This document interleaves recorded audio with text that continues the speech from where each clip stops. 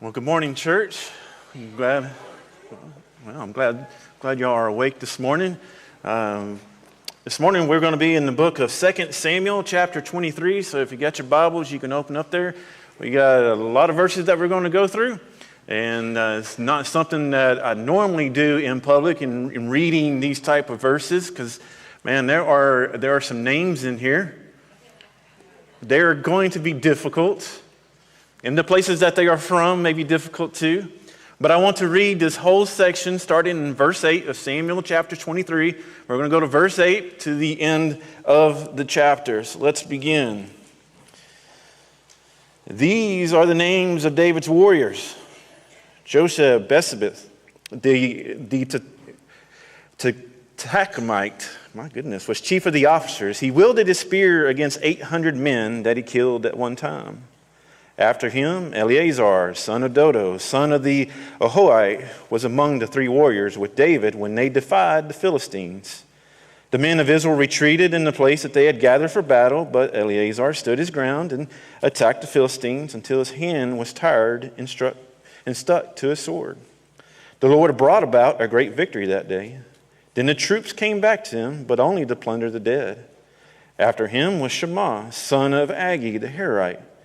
The Philistines had assembled in formation where there was a field full of lentils. The troops fled from the Philistines, but Shammah took his stand in the middle of the field, defended it, and struck down the Philistines. So the Lord brought about a great victory. Three of the 30 leading warriors went down at harvest time and came to David at the cave of Adullam, while a company of Philistines was camping in the valley of Rephaim. At that time, David was in the stronghold, and the Philistines' garrison was at Bethlehem. David was extremely thirsty and said, "If only someone would bring me water to drink from the well at the city gate of Bethlehem." So 3 of the warriors broke through the Philistine camp and drew water from the well at the back at the gate of Bethlehem. They brought it back to David, but he refused to drink it. Instead, he poured it out to the Lord. David said, "Lord, I would never do such a thing. Is this not the blood of men who risked their lives?" So he refused to drink it. Such were the exploits of the 3 warriors. Abishai, Joab's brother and son of Zeruiah, was leader of the 3. He wielded his spear against 300 men and killed them, gaining a reputation among the 3. Was he not more honored than the 3? He became their commander, even though he did not become one of the 3. Benaiah, son of Jehoiada, was the son of a brave man from Kabzeel, a man of many exploits. Benaiah killed 2 sons of Ariel of Moab, and he went down into a pit on a snowy day and killed a lion. He also killed an Egyptian, an impressive man. Even though the Egyptian had a spear in his hand, Benaiah went down to him with a club, snatched the spear out of the Egyptian's hand, and then killed him with his own spear. These were the exploits of Benaiah, son of Jehoiada, who had a reputation among the 3 warriors. He was the most honored of the 30, but he did not become one of the 3. David put him in charge of his bodyguard. Verse 24. Among the 30 were Joab's brother Asahel, Elian, son of Dodo of Bethlehem, Shammah the Harodite, Elika the Harodite, Helez the Paltite, Ira, son of Ikish the Tekoite, Abizir the Anathothite, Mebani the Hushathite, as best I can, Zalman the Ahohite, Mariah the Netophathite, Heleb, son of Benaiah the Netophathite, Idias, son of Rabbi from Gabah of the Benjaminites, Benaiah the Parathonite, Hiddai from Nawadi of Gash, Abi Albon the Arbathite, Asmapheth the Barhumite, Elihab the Shaalbanite, the sons of Jashan, Jonathan, son of Shammah the Herite, Ahim, son of Sharah the Herite, Eliphalet, son of Hashbai, son of the Maacathite, Eliam, son of Ahithophel the Gilonite, Hezro the Carmelite, Pari the Arbaite, Ego, son of Nathan from Zobah, Benai the Gadite, Zelek the Ammonite, Nariah the Barorite, the armor bearer for Joab, son of Zeruiah, Ira the Ithrite, Gareb the Ithrite, and Uriah the Hittite. There were 37 in all. Whew. Thank you. And every one of them known by God. Every single name that was on there is known by God. Now, in this Bible here, it labels this section as the exploits of David's warriors. I like to say that the title of this message is The Company of the Devoted. The Company of the Devoted. Most times when we read the Bible, we skip sections like this. I mean, there are some sections where there are some really long names, especially when you get back in early books, and it's talking about somebody begat, and basically somebody had a child, that person had a child, and it lists all their names. And we skip over that. But in this particular section here, I didn't want to skip over it because all these names are important. Not that all names in the Bible aren't, but these are important. And we need to understand that, because when we're looking through God's Word, we don't want to just skip through. I mean, nowadays we're able to skip a lot of things, are we not? I mean, if we're watching a TV show, if we're watching some movie at home or something, man, we got like a skip 30-second ahead button. I mean, we can easily fast forward through whatever that we don't care to watch and kind of just get to the action if you're one of those people. And I only want to see the action. I don't care about the backstory or any of that, but the story matters. I mean, it matters. And these people here, they matter. And if we take it from the concept of if we believe that God's Word is inspired, then everything that is written in God's Word is something that we should read. All right. So as I was trying to read over this and read over this and read over this, all these names that are on here, it took me back to a little bit of when this building was built almost 20 years ago. Because as we have said before, where all of you are sitting, there are names and verses written underneath where you are sitting. It's under the carpet. It's behind these walls here before they were finished. It's up and down the hallways. It's back in the student rooms, back in the kids' church rooms. There are names that are all over this place. They're not on display. They're not on some plaque that is somewhere that is saying, man, look at what these people accomplished. There's no big recognition or big fame or anything put to them, but their names are here. And so as we are sitting here because of those people at that time and what they did. The mission that they followed, God's calling that they followed to bring us to this point right here, right now. And so these gentlemen here that are listed here, it is important because if we really look at it, we are here now because of what they did way back when. And so it is important to know that. So let's break down some of these verses. Let's go through these just a little bit. We're going to back up a little bit. So if we're going to start at verse 8, Joseph Besbeth, we're just call him Josheb. We'll just do that. He was the chief of the officers. He wielded his spear against 800 men he killed at one time.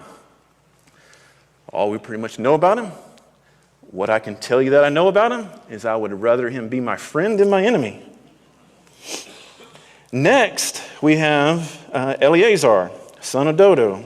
Poor guy. His poor name today. But he was among the three warriors with David when they defied the Philistines. It says here that Israel was in a battle, and whenever that they were in a battle, and Eleazar and a few other men also, they stayed when basically like the vast majority of the troops left. So they're in the middle of the battle. A whole group of the army left. But these guys stayed, specifically Eleazar. And so what does it say? When the men retreated, he stood his ground and attacked the Philistines. And he attacked them until he was tired and his hand stuck to a sword. Now, I'm not exactly sure what that means. The only thing I can gather is that he fought for so long with the sword in his hand that his hand got cramped. Have you Ever tried to write for so long, your hand gets cramped, it's just in that position, or you're trying to like screw in a screw into a piece of wood without a drill, just hand do it, and after a while, like your hand just gets tired. And so I imagined that it was kind of the same way. So his hand was tired, he'd been there for so long. So that was one of his feats. And then it continues to say that Lord brought about a great victory that day. And then it goes on to say that the troops came back, but only to plunder to death. So those that had retreated came back and said, yeah, battle's won, cool, we get stuff. But next one we have after him was Shammah's son of Agi. It says here that the Philistines had assembled in formation where there was a field full of lentils. Now, I'm not exactly sure what the important part of lentils is, other than it's just part of the story. You remember, like, thinking back, man, like, you remember, like, that field full of lentils? Like, do you remember that? Man, like, you remember that battle that happened there? Now, I think back at times, maybe like I was in high school and hanging out with some old friends, like, man, like, you remember, like, what we did out there at that construction site with the old top? Now, I would tell all y'all, but my mom is here, and she doesn't really know what we did back then. But it's kind of like one of those stories, right? So it's just kind of describing what's happening here. And it says, again, the troops fled from the Philistines. But Shammah took his stand in the middle of the field, defended it, and struck down the Philistines. Again, here's another one. He was left. Like his troops, the army that was with him, they left, but he stood his ground. And he struck down the Philistines. It says, so the Lord brought about a great victory that day. Now, why are these verses important here? What we have to do first off is we have to look at these verses in light of God's faithfulness.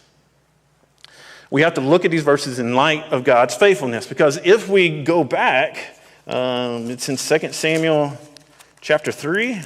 It's not going to be up on the screen, but if you got it, 2 Samuel chapter 3, we've got Abner, who is standing in front of the elders of Israel, and he says, now take action, because the Lord has spoken concerning David. Through my servant David, I will save my people Israel from the power of the Philistines and the power of all Israel's enemies. Now that's Abner there, and he'll come back in the picture like in a minute, but he's speaking to the elders and saying, hey, God has promised victory over the Philistines through David. And so if we look at these verses aren't just great accomplishment by men, but it is a fulfillment of the promise that God had made. So that, and we can see that through verse 10 and through verse 12, it says, the Lord brought about a great victory. It didn't say the individual brought about a victory. Yes, he did a mighty thing, but at the end of the verse it said, the Lord brought about a great victory. Through ordinary men, he did that. So we need to remember that he can accomplish great things through ordinary people. Which leads us to verses 13 through 17 here. And it's talking about 3 to 30, not the original 3, but it's talking about 3 now. It doesn't name who they were. But it says they came to David. They were at the cave of Adullam, and they went to go get David some water because he was thirsty.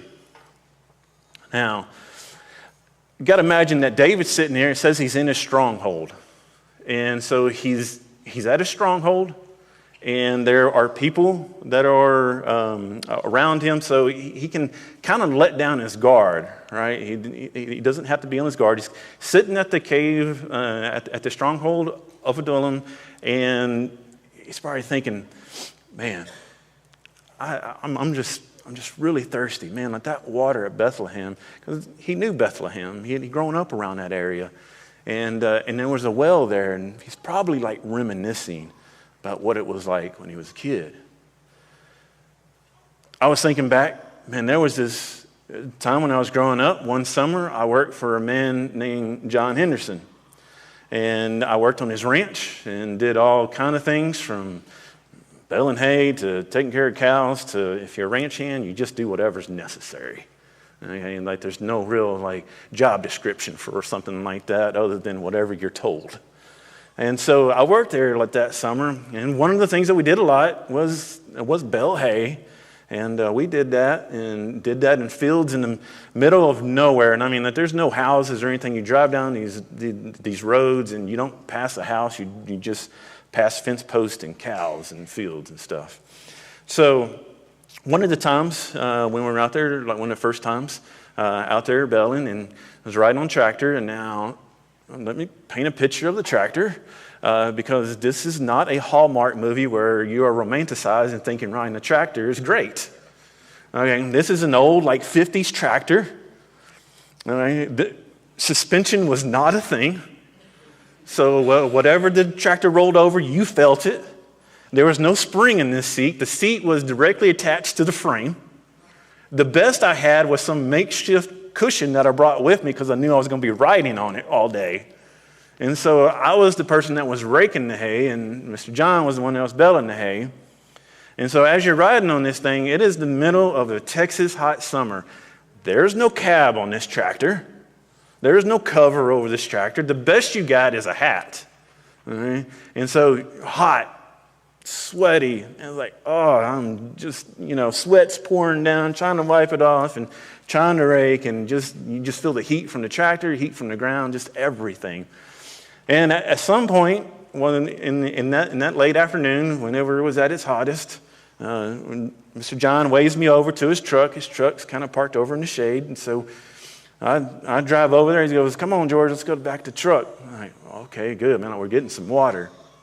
I mean, I was really thirsty, and so he reaches into the back of his toolbox and he takes out this big old just black diamond watermelon out of the back. This dude's not been sitting in ice or anything. Okay, it's just been sitting in the back of the truck. At least the truck was in shade. But he takes it out and he puts it on the tailgate. He goes, "Man, take a seat on the tailgate." So I take a seat on the tailgate.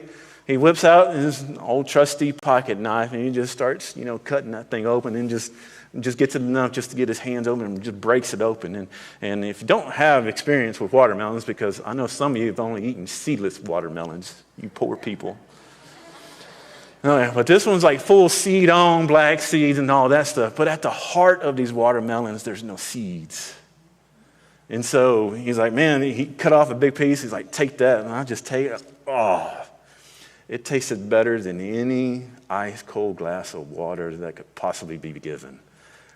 It was so good.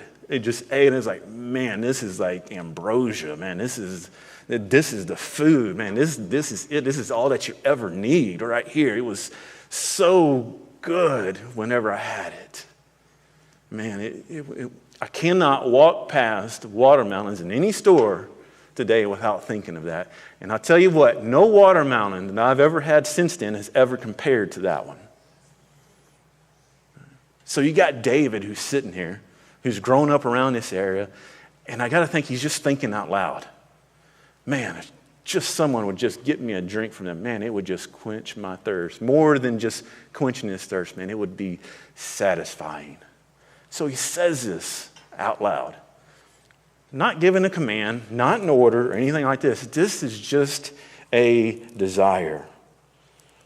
And so the verse says, so after he said that, says in verse 16, so 3 of the warriors broke through the Philistine camp and drew water from the well at the gate of Bethlehem. They brought it back to David. So these 3 warriors, doesn't name who they are, they hear David and what he said, and they're like, "We got you." And so they go off, and if you know the geography at all, where he's at now is about 15 miles, give or take, from Bethlehem. So these 3 guys, they trek 15 miles. They break through the Philistine garrison. They get into the city of Bethlehem, into the gate, and they draw water from the well and leave and bring it back to David. Now, just a side thought on this is, what did the Philistines think? I mean, what was their thoughts during this time? Like, I got to kind of wonder, especially like their commander, like, what? Like, they broke through your line. Like, where'd they go? Well, they went to the well. Well, what'd they do at the well? Like, they got some water. Well, what else did they take? Just water. Well, why were they here? To get a drink? Like what was that post-action report like? Anyway, that's a side thought. But just curious because it would really be confusing for me. But they brought back the water to David. And so continues on in that part of verse 16. They brought it back to David, but he refused to drink it. Instead, he poured it out to the Lord. Now, at first we may be thinking, man, this is just disrespectful because these guys just risked their life to go get this water for him, and then he gets it back and he just pours it out. But doesn't say that he just poured it out, period. He continues. He said he poured it out to the Lord. Why? He answers this. David said, Lord, I would never do such a thing. Is this not the blood of men who risked their lives? So he refused to drink it. Such were the exploits of the three warriors. David got this gift, and they brought it to him. But he's like, man, they risked their lives for just a desire that I have. I think David would realize that his words had so much more power than he ever thought himself. He's like, man, my mere whim. These guys are so devoted to me. And if you don't think David can inspire devotion, I'm not sure how you're seeing David, but David was a man that could inspire devotion from his men. And these guys were devoted not just to winning battles or standing in the gap, but to get his desire. But David said, no, this is too good for me. There is only one person that is good enough for this water. And he goes, that's the Lord. And he did this in front of the man, pouring it out to the Lord, saying, guys, like your devotion, I appreciate it, but your devotion needs to be to God, not to me. Like this is what it's for. It's for the Lord. All right, we're going to move on to the next two guys. So we got 3 guys that are named. We got 3 guys that are not named that we don't know. And then we get to verse 18. Abishai, Joab's brother and son of Zeruiah, was the leader of the 3. He wielded his spear against 300 men and killed them, gaining a reputation among the 3. So it was just showing what he had done as well. Verse 19 says, was he not more honored than the 3? He became their commander, even though he did not become one of the 3.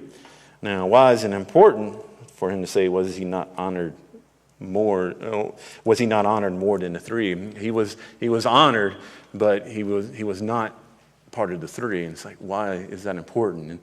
And I wish we had time to get into that today, but if you want a challenge for later on this week, look into that and see why that is. But we see that Abishai here wielded his spear, and he became their leader, but he was not the 3.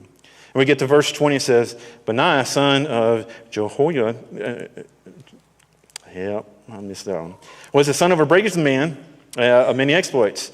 Okay, it says, Benaiah killed 2 sons of Ariel, Moab. Again, if you want to look up something, or if you can, I'm not going to ask you to tell me now, but it could be like a free lunch if you can tell me what Ariel is without cheating or looking it up or anything like that. So if you really want to know what Ariel is, look it up later. So Ariel of Moab, and he went down into the pit on a snowy day and killed a lion. Again, we had the field full of lentils, and now we got a snowy day, and it's just painting the picture. Killed a lion.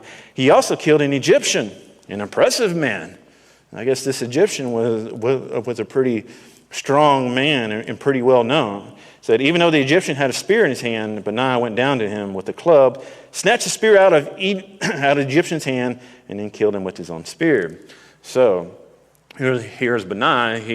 He's going down to meet this Egyptian, and all he's got is a club in his hand, and the Egyptian has a spear, which is not exactly a fair fight. But what we didn't know was that it wasn't a fair fight for the Egyptian. So it continues on, 22. These were the exploits of Benaiah, son of Jehoiada, and who had a reputation among the 3 warriors. He was the most honored of the 30, but he did not become one of the 3. David put him in charge of the bodyguard.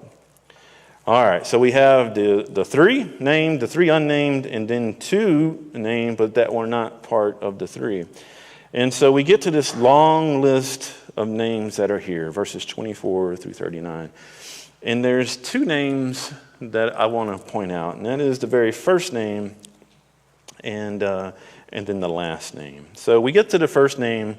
If you remember, I said Abner. Abner, like before when he was talking to the Israel elders saying, hey, we need to get behind David. Well, at that point in time, we had, there were two kingdoms. There was the kingdom of Israel, kingdom of Judah. Here's David. He's the king of Judah, and he's trying to unite the kingdoms together, but he's facing backlash. And Asahel here, he was a man that had chased after Abner, who was the one that was talking for David. Abner at one time was for the kingdom of Israel, but switched sides to the kingdom of Judah and backed David. And so, it's all ties together. If you want a reality show that's in great detail, read the Bible. And so Abner actually ended up killing Asahel with his spear because Asahel kept chasing after him. Abner said, don't do it. Don't do it. If you keep chasing after me, like you're going to get stuck by my spear. Asahel still did it. And, well, it didn't work out too well for him. But he is in here. And the reason why I really want to point this out is that he was there towards the beginning. So this is not a group of men that just kind of sprung up. This isn't a group of men that just formed. This isn't a group of men a group of people that just started this day and said, man, there's 37 of them in all. No, this is something that started with time. This group built up over time. And we need to be aware of that when we're building our group of people, like our inner circle, those that we rely on and those that rely on us. I mean, it takes time. It takes time to do that. And this was a group that, again, just wasn't born overnight, but it took a while. So the last name that I want to do, and that is in verse 30. It says in Uriah the Hittite. Now, if you remember who Uriah is, Uriah was a mighty man. Obviously, he's listed here. Was one of the people that David betrayed. David betrayed him. Uriah's wife, Bathsheba, if you remember, David had an adulterous affair with Bathsheba. And to hide it, he had Uriah killed.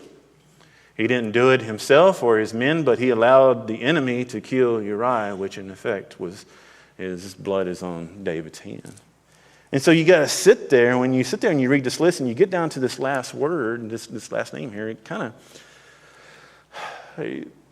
of sombering a little bit. Like, why would you do this? I mean, at the beginning of this chapter here, it says, these are the last words of David.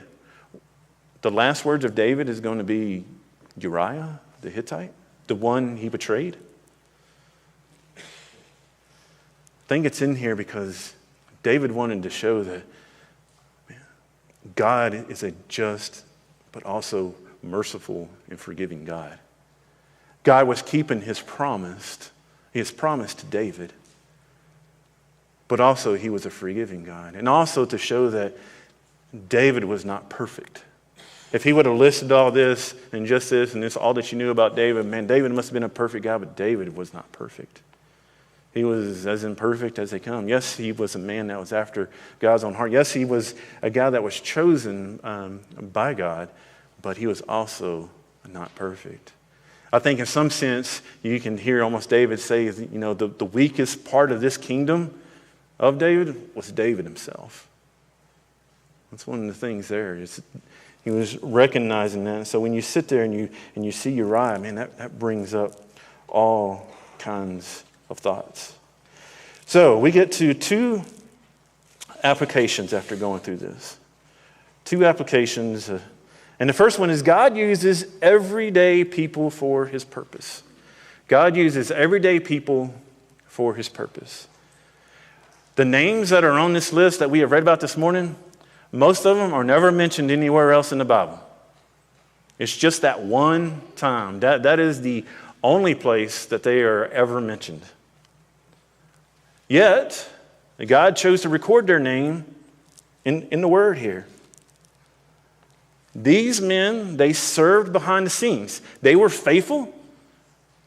They served behind the scenes. They served without recognition. They fought bravely. They were courageous. And they were loyal. They were loyal to the mission and to their king.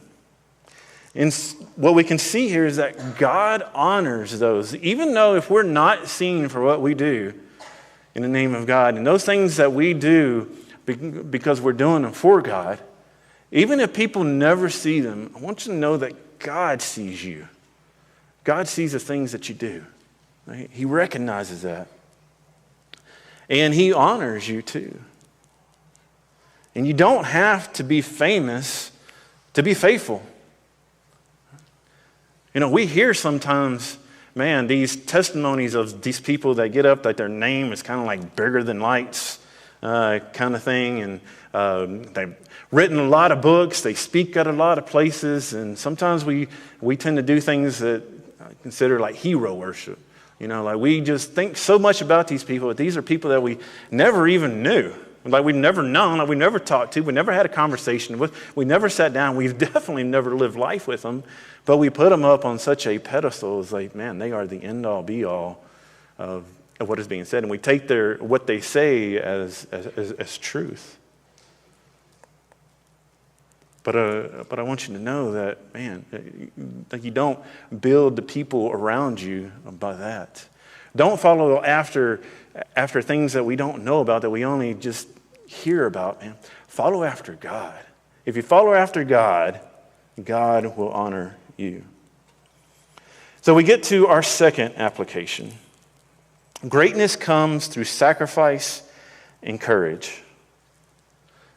Greatness comes through sacrifice and courage. These men didn't become mighty by accident. It wasn't that they just, were walking down the road one day and said, "You're mighty." No, that wasn't it. Like it didn't happen that way. They didn't become mighty overnight. Now, there are some conversions that have happened that have changed people immensely. One of those people that we can see, Saul of Tarsus. You know who Saul of Tarsus was? He was a persecutor of the church. Man, he did things to the church, to Christians that are unthinkable. Torture, killing, taking, did things. Even when Stephen was being stoned, Saul said, "Hey, put your coats here. I'll watch them. I'll watch them." Well, while they're stoning Stephen. But what happened to Saul? Saul became Paul, the apostle. So, God can use anybody for his purpose. And if it wasn't for Paul's sacrifice and his courage, because let me tell you, it had to take Paul some amount of courage, an immense amount of courage to sit there, or not to sit there, but to go out on mission for God after doing all the things. Everybody knew who Paul was before. Everybody knew what he had done. Even the other apostles and stuff knew what he had done. They're like, man, why are we letting this guy come in here? But it took him courage. It took him courage to continue on, knowing what he did. I can't imagine Paul ever waking up a single day of his life not thinking about what he had done. But through courage and sacrifice, Paul became Paul the Apostle, the one that we read letters about, stories about. These mighty men, they stepped into danger. They fought when others fled. And they risked everything for their mission and for their king. And their names are remembered here. As I was reading over these verses here, and over, trying to get some of these names right, trying to be more confident in reading them and things. These names, that they started to mean a little something to me. And it took me back to a time when, years ago, I had the privilege of taking my dad to Washington, D.C. He had always wanted to go to Washington, D.C., and there were some things that he wanted to see. And one of those things was at the Aeronautical and Space Museum, the Smithsonian, and go there. And to be honest with you, I don't remember how old I was now. I knew at this time, but I didn't know how old I was when I figured out that the Washington Mall wasn't just a bunch of stores, that it was actually something different. And so we got to go to D.C. and we got to see museums and stuff. If you've never been, it's amazing for all the stuff that happens in D.C. The museums and things there and the things that you get to see are amazing. If you get a chance to go, don't pass it up. Once we got done with that museum, we went to the mall and we got to see some monuments, flags of our father, the raising the flag of Iwo Jima is this monument there. It's huge. I've seen pictures of it, but I never really grasped like the size of these things, or the Washington Monument, things like that. But one of the things that my dad wanted to do, I've taken to, was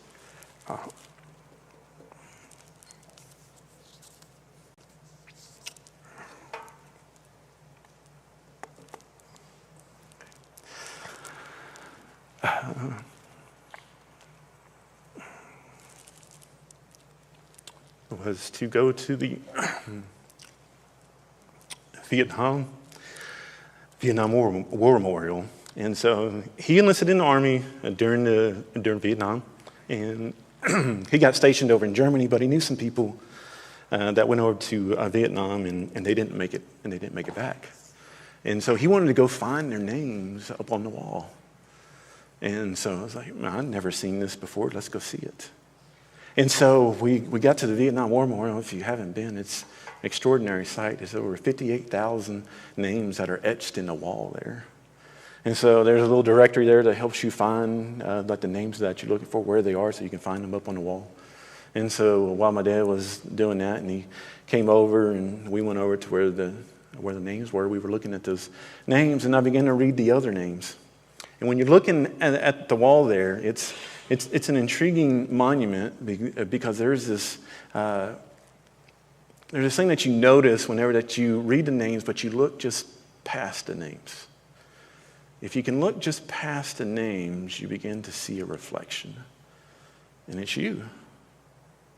You get to stand there and you're reading these names, and it's you that's in this reflection, in amongst all these names. And it kind of begs the question, what are you willing to give? Here's these names of men that I guarantee you were not perfect. They were scared. They had doubts. They had fears. They had anxieties. They weren't sure of things. They had plans. But they didn't make it back. They gave everything. And so that memorial there, when you're standing there and you see your own reflection, man, it's very humbling.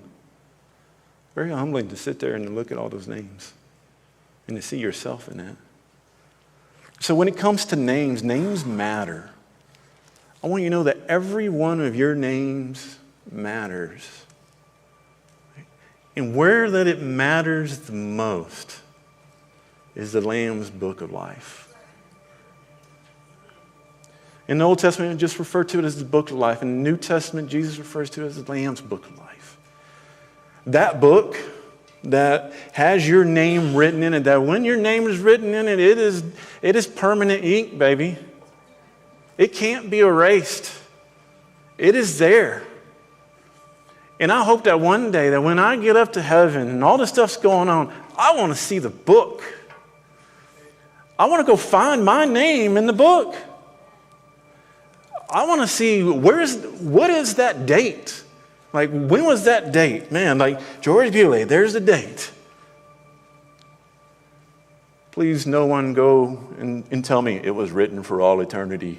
Okay, don't give me that one. I want to see the date. I want to look up other people's names. I want to see their date. Man, did the day come? Man, like, when did it happen for them? I want you to know, man, that your name matters. Our names may never be up in lights. It may not be on a sidewalk where people see it every day. It may not be etched into the side of a stone plaque that's on a building somewhere that said, this person helped build this. No, it wasn't. Our names will probably never be of that, most of us. But I want you to know that you matter. Your name matters. Follow after God. He will honor you.